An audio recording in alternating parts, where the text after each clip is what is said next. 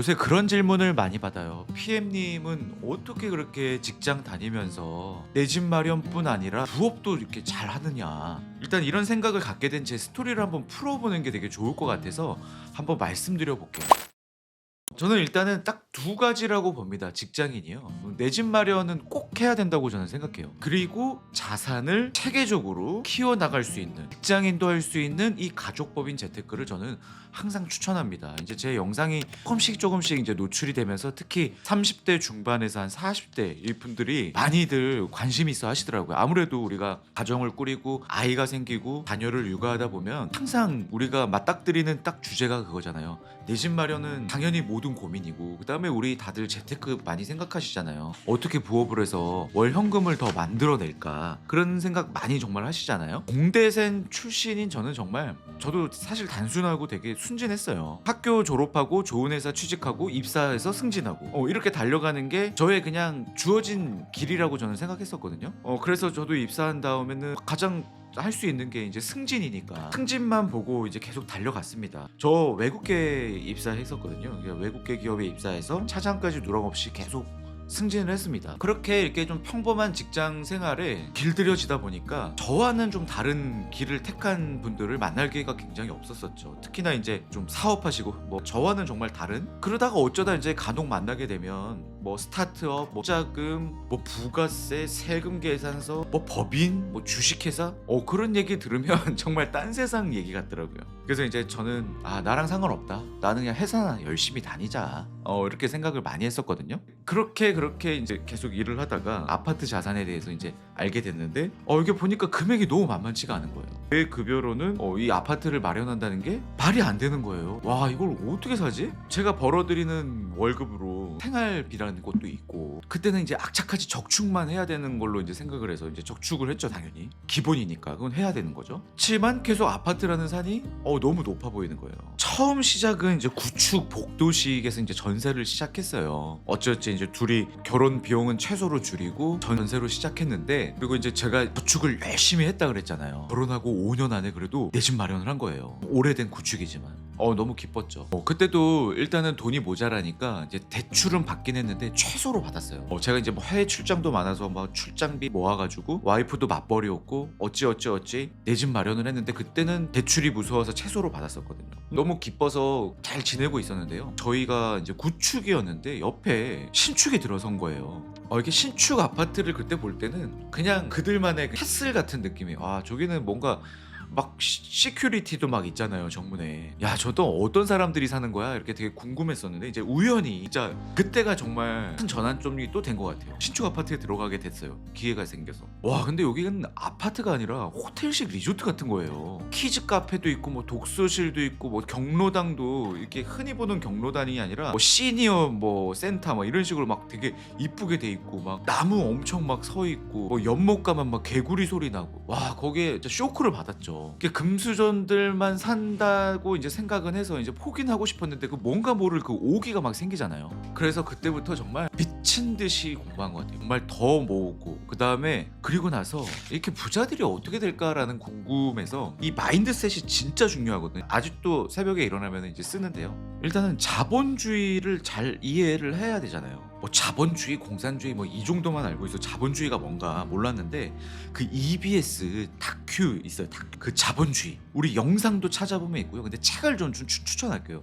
책을 진짜 몇 번을 읽었는지 모르겠어요. 그래서 이제 자본주의의 본질을 이해를 했더니, 은행 시스템들, 뭐 우리 흔히 얘기하는 거 있잖아요. 이제 기본적으로 뭐 통화가 팽창한다, 물가가 상승한다, 화폐 가치가 하락한다, 경제 위기, 뭐 이런 얘기들이 있잖아요. 그 사이클도 있고, 그걸 알아야 되겠더라고요. 그리고 가장 중요한 깨달음은, 이게 대출을 활용하는구나, 부자들도 돈이 처음에는 없구나, 그걸 딱 알았단 말이에요. 그 다음에 정말 미친 듯이 더 저축했고요. 나 정말 대출을 내가 여력이 되는 데까지 받아가지고 갈아타기를 욕심을 내서 재건축이 되는 아파트에 드디어 입성합니다. 이제 좀 학군지, 아이들이 크다 보니까 학군지를 또 찾았었고요. 와, 그래서 그게 제 인생에 정말 큰 변화가 온 거죠.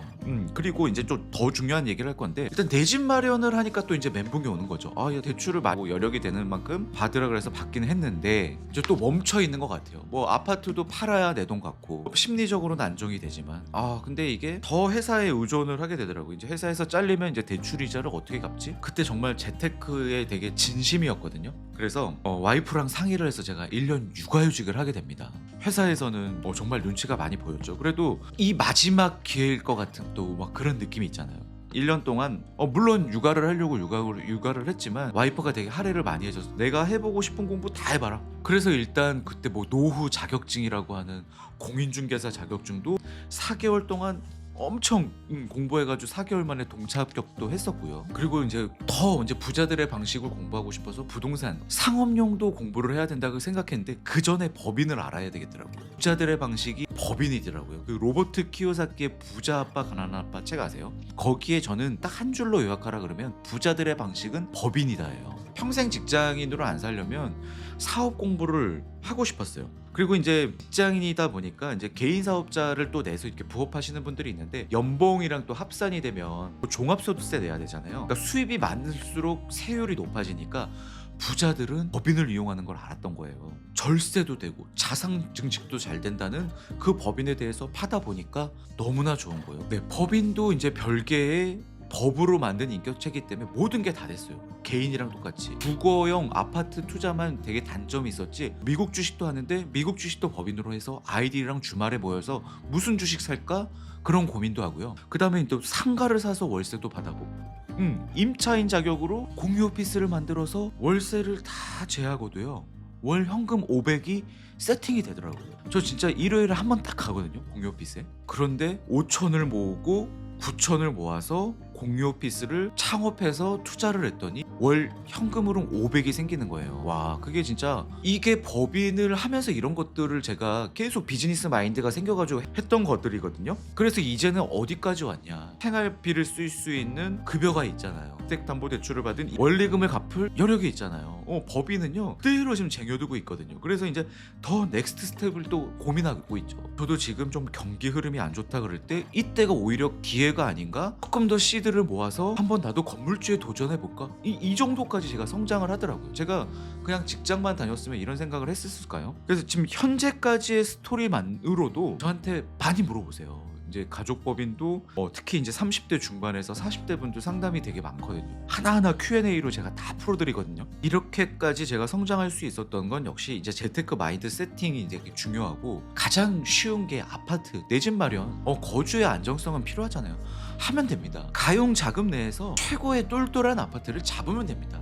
그리고 멈춰있지 말고 법인으로 만들어서, 저는 1,000만 원 자본금으로 시작했어요. 그리고 2,000만 원을 만들어서 아이들한테 미국 주식을 개인적으로 세팅을 하려다가 법인을 만들어서 아이들이랑 같이 가족법인으로 이렇게 재테크를 하고 있습니다. 아이들 경제교육도요, 이 법인이란 거 얘기해주고 너네 회사 주주야, 너네 회사 주인이야 라고 하면은 아이들도 조금씩 지나면서 그 이제 귀에 박히잖아요. 그럼 이제 아이들이 알아요. 내 집은 얼마야 막 물어보고요. 아빠는 유튜브로 뭐 더 깔끔하게 해야지 잘 돼, 뭐 이런 코멘트도 하고요. 요즘 정말 재밌어요. 지금 첫째 딸은 이제 중2가 됐거든요. 정말 건설적인 아이들이랑 그런 얘기를 할 수 있었던 그런 매개체가 가족법인이 아닌가. 이게 가족이 똘똘 뭉쳐요. 이게 정말 이렇게 법인을 한 5년을 했는데 이렇게 성장할 줄도 몰랐거든요. 자본주의를 이해하고 내 집 마련하고 자산을 쌓는 방법. 직장인 되게 놓치기 힘들어요, 월급. 그쵸? 그래서 직장과 잘 병행해서 재테크하는, 이 실천하는 방법, 제 사례를 바탕으로 실전적인 전략까지, 제 인사이트 계속 유튜브에다 풀 거니까 앞으로도 기대 많이 해주시고요. 구독도 해주시면 자동으로 제 영상이 계속 뜨니까 앞으로 계속 지켜봐 주세요. 감사합니다.